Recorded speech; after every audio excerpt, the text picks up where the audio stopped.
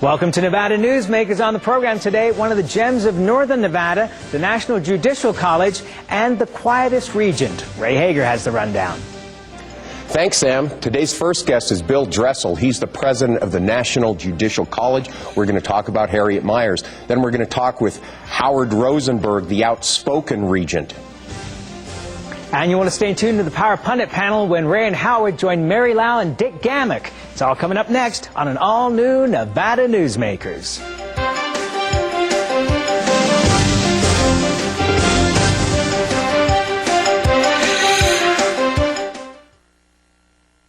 Nevada Newsmakers, brought to you in part by the Tahoe Reno Industrial Center, the world's largest industrial park, the resort at Red Hawk, and the Peppermill family of casinos. Corporations moving to the Tahoe Reno Industrial Center require reliable power, fiber optic communication, and clean water sources. And yet, there's another amenity we're very proud of here at TRI, rail service. So far, we've built over 2 miles of railroad track, and another 3.6 is under construction. When companies need to transport freight, we're going to help them move it quickly and efficiently. Welcome to the Tahoe Reno Industrial Center, the largest industrial park in the world, building economic prosperity for Nevadans. The resort at Red Hawk offers you 2 great dining choices. Experience David's Grill and Sports Bar or the Steakhouse at Red Hawk. The Steakhouse has received the Wine Spectator Award of Excellence based on a diverse selection of fine wines. To accompany the wines, the Steakhouse serves certified Angus beef steaks in a variety of cuts, fresh fish, chicken, and pasta dishes. For fun and casual dining, come to David's Grill and Sports Bar. David's is open 7 days a week, serving breakfast, lunch, and dinner. The resort at Red Hawk. Always the right choice. As an employer, did you know you can be held liable for negligent hiring? A background screening by Employer Links can uncover criminal records, like alcohol and drug convictions. It can verify the applicant's education, driving records, and professional licenses.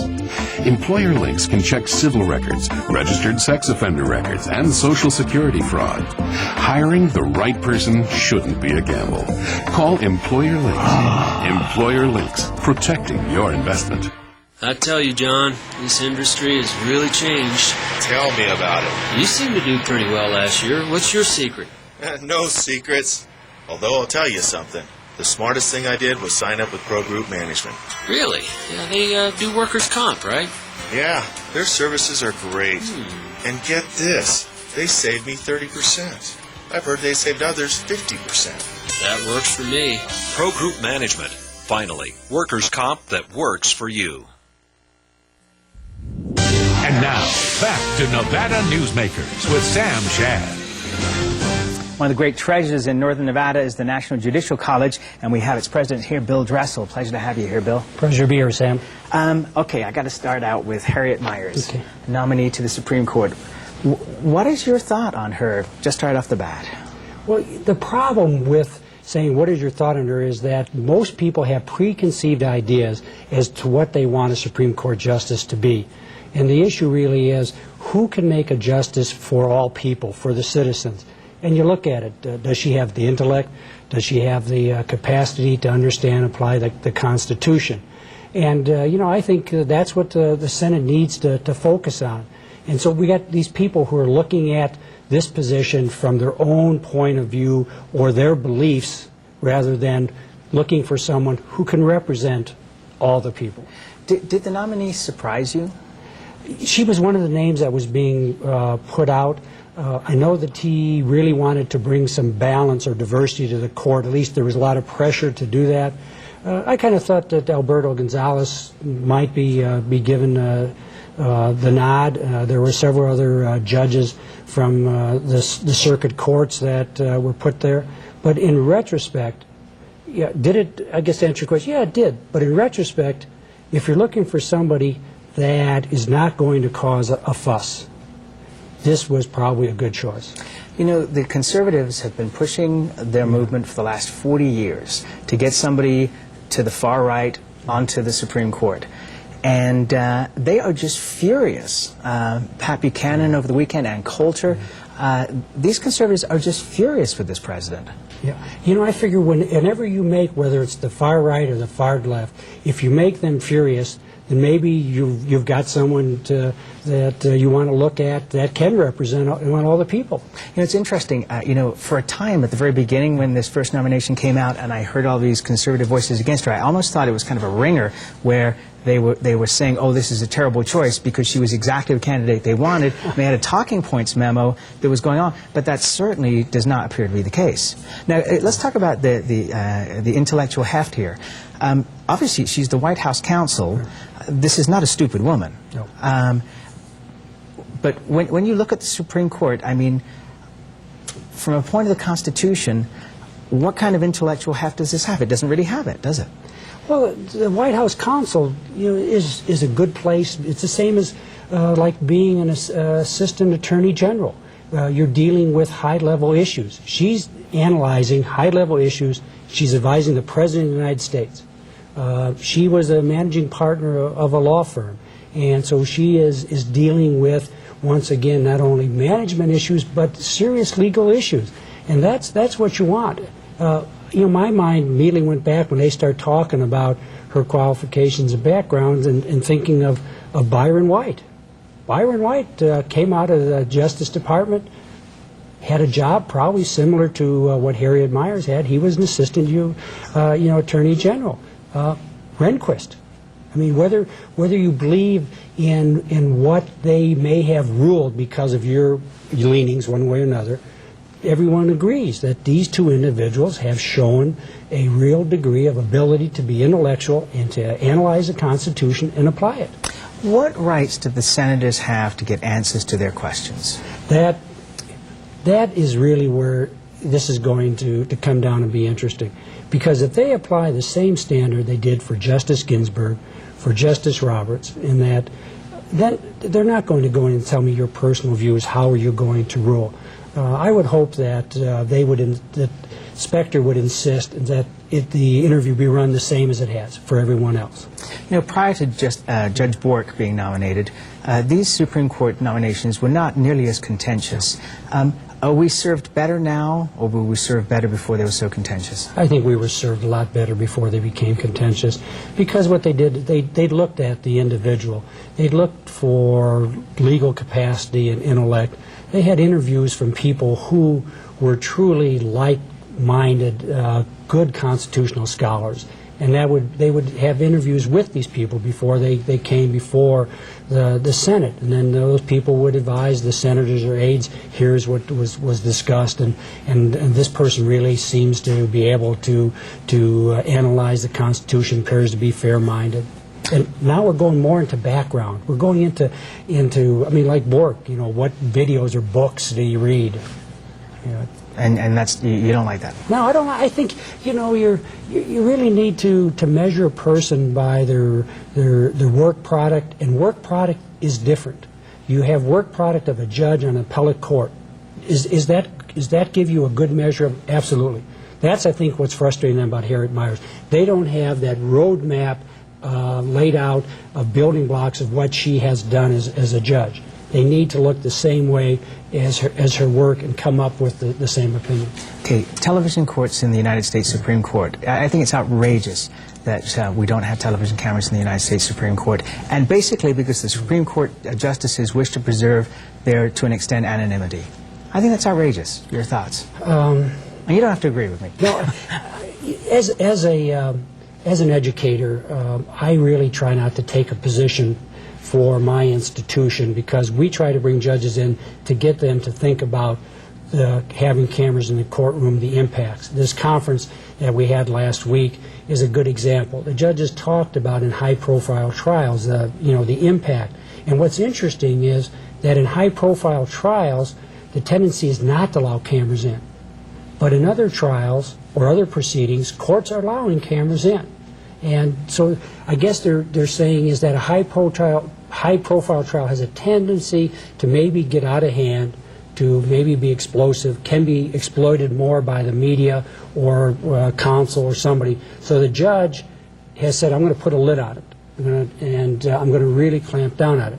Now, is that right? You can debate that, and that's what we debated last week. Is that right? As a result of this conference, we're going to come out and have some material that judges can really think about so they can make the decision. If we came out as the National Judicial Council and said, you got to have cameras in the courtroom, they say, well, I'm not going to go to a program there. They've already made up their minds. Now, with that being said, I'm going to step aside as an individual. I was a judge for 22 years, had cameras in the courtroom, observed trials, as Mr. Mesereau talked about, that he had ordered a transcript. I've observed some of the televised trials to kind of get a sense as to what was going on. And at the college last week was Judge Zobel of Massachusetts. We're almost out of time here. Yeah, who did the nanny trial. Talk about cameras in courtroom, no problem. Bill Dressel, love to have you back here. Sorry I talked so much. No, it's fine. But I think the greatest civics lesson for America is C-SPAN. I'd love to see a C-SPAN 3 that had the Supreme Court on there. We'll be right back on Nevada Newsmakers after this. Sorry. For a videotape copy of any Nevada Newsmakers program, call 775-857-2244. The tapes are $20 each, including shipping. Since its creation more than a decade ago, the Southern Nevada Water Authority has focused on 3 goals: preserving water quality, improving water conservation in Southern Nevada, and meeting the community's current and future water needs. Through thoughtful planning, responsible management, and collaboration, it's succeeding. As we move into the 21st century, the authority continues to embrace sustainable water development and efficient water use. That's our promise to Nevada. Reno's best dining values are all at one casino, the Pepper Mill. You can enjoy great savings on our popular specials. Pepper Mill's coffee shop offers daily lunch specials, low-carb dining, and all your favorite comfort foods. You'll find sensational lunch specials featuring Reno's freshest seafood, sushi, pasta, and more at Oceano. And early bird specials at Reno's Premier Steakhouse and Romanza Ristorante Italiano. The best values are at the Pepper Mill. Where are you dining?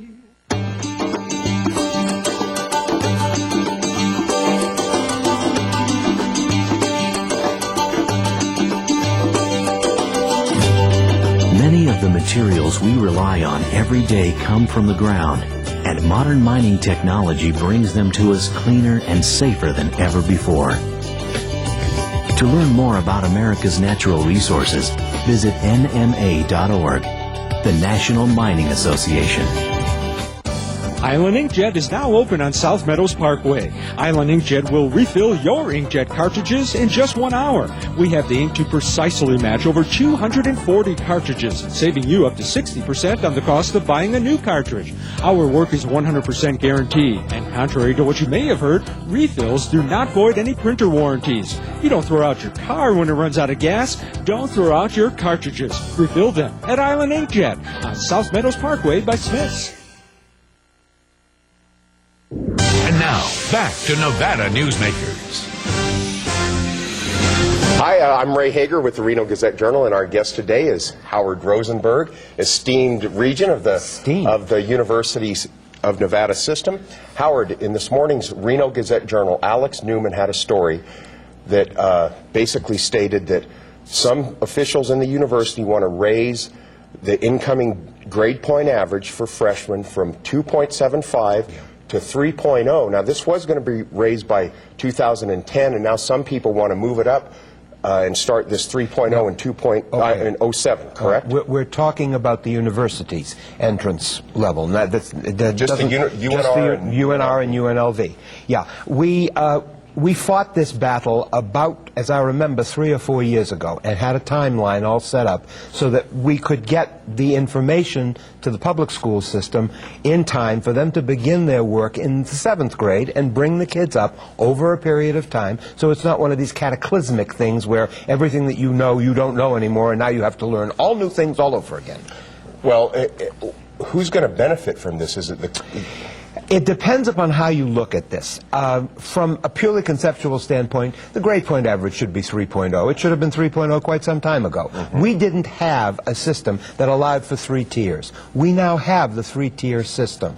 I don't like the idea of doing it as quickly as what they're proposing. And when it comes to the board, I will argue against it, at least at this point, unless someone can show me that it can indeed work and work properly. I don't think that it can, because it doesn't give us a chance to do the work with the constituencies that need to be done. But from a purely conceptual standpoint, yes, we do need to raise the grade point average. There are students at the university that don't belong there because they can't do the work. Well, Howard, wouldn't this be a windfall for, say, like Truckee Meadows Community College, Western Nevada Community College, and the College of Southern Nevada? Well, it depends on how you look at windfall. Well, we don't have any room for students in any one of the places anyway. So what difference does it make? We're really going to cause a great deal of grief no matter which way it moves. If it takes the enrollment down at UNLV and UNR, it's going to put it up at Nevada State College, which can take more students. No ifs, ands, and buts about it. But the other places are stretched to the limit, so that's not going to be the best thing in the world that can happen to them either. Okay, this is coming. This move to jack up the GPA so quickly is coming from Southern Nevada, isn't Yes. it? It looks like a ploy just to get the enrollment up at College of Southern Nevada. I don't like the word ploy. Okay, I don't what would think you that's use? what I used. Ploy. A judicious way of reallocating enrollment. How's that for waffling? I'm a politician. What am I going to tell you? What's really going on here is UNLV is stretched to the limits. They cannot accommodate what they're being hit with. In this way, it begins to reallocate enrollment to the places that can handle it and can handle it a little bit better. What I don't like is that it's happening too quickly. I would propose maybe a compromise. If 2010 is too long to wait, maybe we wait to 2008. That still gives us a chance to do the work that needs to be done. The underrepresented constituencies really bother me the most, because they're the ones that are going to be hit hardest by this, and I don't like that one single bit. Underrepresented constituencies, what do you mean by that? All of the minority groups that just don't have the same kind of representation that they need to have. They're not getting the kind of help that they need to get. It takes time to get that kind of help where it needs to be Howard, allocated. are you saying that if this goes through, that the university could become a white bread system? I don't know that it would become a white bread system. I do know that it would not be as representative as it needs to be, and that does bother me. No ifs, ands, and buts about it. There is an issue about GPA, how it's formulated at the public school level. You could have criterion. You can have criteria referencing, and you can have norm referencing. Right. At the university, I use two systems. Criteria referencing is you give the problem, the student does exactly what the problem asks them to do, and completes the work. That, for many kids that are coming out of the public school system, means I get an A. No, you don't get an A. That means that you have fulfilled the minimal standards of the problem. But at the college level particularly, you need to go further than that, because you're in competition with everybody else at the college level. Ray, the easiest way to explain it is you got a job. You do what the job asks you to do, and you get a paycheck. Why should someone pat you on the head for doing that? You're supposed to do the job. That's what you're getting paid for. Yeah, but if you're going to advance in your job, you want to do more. Right. Exactly. That's where norm referencing comes in, because you're in competition with everybody else who wants your job and who wants your grade. And that's what you've got to do more for. And that seems to be, for me, where the breakdown is. Because kids come into the college system expecting the same kind of thing that they have experienced in public school, and it doesn't work that way. Now, whose fault that is, I don't know. I think maybe both public school, K through 12, and university system, no, that's not fair. Nevada system of higher education have to get together and really discuss this and discuss it properly, so there isn't a precipitous drop between the grade point that they come in with and what they actually wind up with after one semester. Quick question, quick answer. For me, good luck. Classrooms are packed. Yes. All right, but in the field of athletics, both at Nevada and UNLV, we have a 40,000-seat stadium at UNLV, 30,000 at Nevada. Crowds of 8,000 to 10,000 are going to these games. Why do we need such large cathedrals to sports when no one's showing up and the classrooms are all crowded? Why would you ask me about athletics knowing how I feel about athletics? That's fired up, Howard. Well, why not? You don't. when I see there's a 30,000-seat stadium and I have a parking garage that most of the time is empty, particularly overnight, and I don't have enough seats to put my students' bumpers in, it absolutely infuriates me. By the same token, I recognize the value of athletics, and there is a major value. Most people will only come to see winning teams. Sometimes our kids don't win.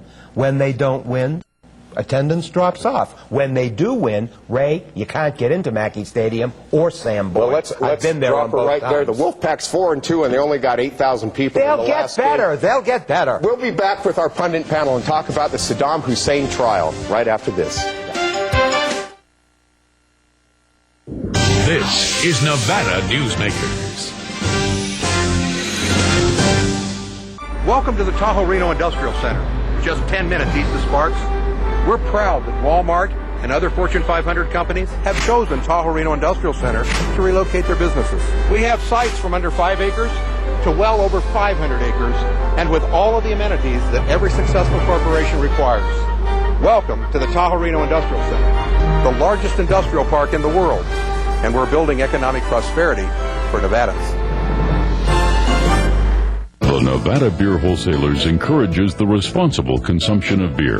The Nevada Beer Wholesalers Association are sponsors and participants in many community-based efforts such as school education programs, Safe Ride Home, recycling programs, alcohol-free after-prom and graduation parties, safe voting campaigns, and designated driver programs. They are family-owned businesses employing 2,000 Nevadans. They also collect and pay the state excise tax. The Nevada Beer Wholesalers Association, delivering more than just beer.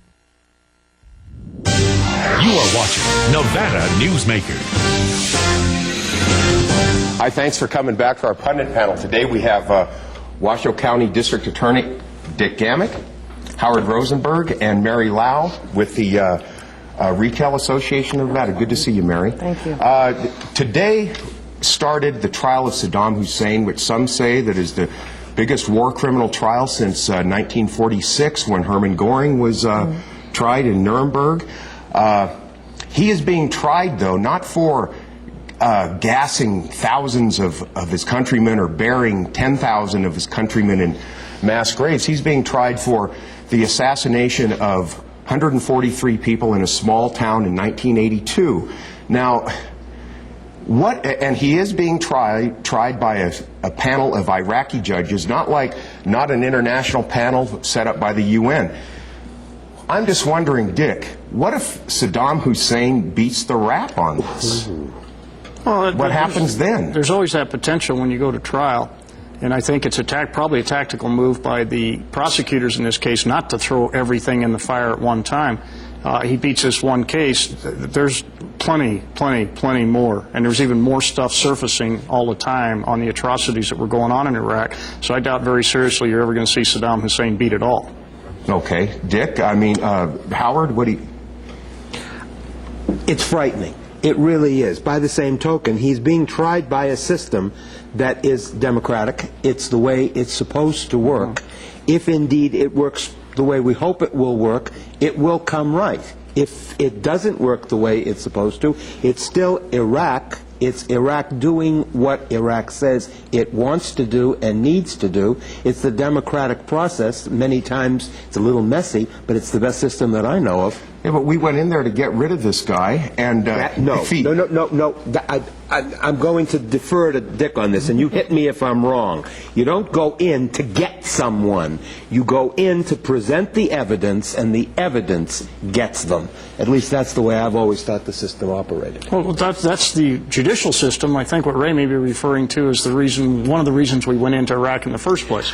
Was but that's a different story. Pick up Mr. Hussein and hold him responsible for his conduct. I can just see Saddam Hussein beating the rap and running for president in 2008. What would happen then? Let's say that Mary? he does. You could say what if he did, but I don't think that's going to happen either. It's a political trial. They'll have more cases, more things brought to public and stuff like this. You can't even bring up, under our judicial system, the other things that are there that he's not being tried for yet, as far as I know. It depends on how they tie in and how they relate to the case, but he's got a long, long, long road to go. It's about politics, and it's about getting the truth out to the people, too, and a public format is the best way to do it. Okay, let's change the subject. Howard, you were talking about a raise in the GPA at University of Nevada and University of Nevada, Las Vegas, and you propose perhaps of changing the requirements for the Millennium Scholarship to go along with this. Could you explain that? I have thought for a long while that maybe what we need to do is that the Millennium Scholarship needs to be needs-based. I understand that this was brought up in the legislature and everybody came unglued. I have no idea why that happened. I think that scholarship can be either merit-based or needs-based, or perhaps we divide it. There's a certain amount of money made available for merit-based, and then there's a certain amount of money made for needs-based. Perhaps that's the way to look at it, rather than a blanket situation where everyone has access to it, and it seems to almost mandate a certain amount of grade inflation. No one wants to do a kid out of the possibility of going to college. Okay, Mary, I think it's great. I totally agree with Howard. We supported that in the legislature and stuff. The Millennium Scholarship was something that originally was funded out of tobacco money, as you know. Right. Now it's becoming a taxpayer expense. Right. It's something that was raised to $100 million, and that's no problem with it if it's doing what it's supposed to do. But a carte blanche for anybody and everybody to go to a university system that they're not ready to attend is a recipe for failure, and nobody looked at the housing of students in our university system. Raising that grade point average sort of like reestablishes, in my opinion, the integrity of the universities, and also pushes down, because they can use, and Howard, correct me if I'm wrong, Millennium Scholarship money to go to, Henderson, to go to community colleges and everything else. It becomes a laughing stock situation if you can just walk into UNLV with a minimum grade point average way under 3 point, which when I went to school was a C, and ask the community outside of the university systems and the other universities to acknowledge our higher education as something that means something. We dummy down. Well, I'm a very strong supporter of Millennium Scholarships. I think it's one of the best things this state ever did. I do. But one thing we haven't addressed here, the one thing I'd add to what Howard has suggested, is that we have some kind of a minimum grade point average, some kind of a minimum academic qualifications. It really bothers me that we have people on Millennium Scholarships getting a full boat ride when they're busy taking remedial English and remedial math and a lot of other remedial courses at the university. I started working at college, and when I got married, my wife and I worked. We worked all the way through school. We never got a free boat. That's all. I think you need to earn. We got to drop it right, or stop it right there. We'll be right back after this. Nevada Newsmakers, brought to you in part by the Tahoe Reno Industrial Center, the world's largest industrial park, the resort at Red Hawk, and the Peppermill family of casinos.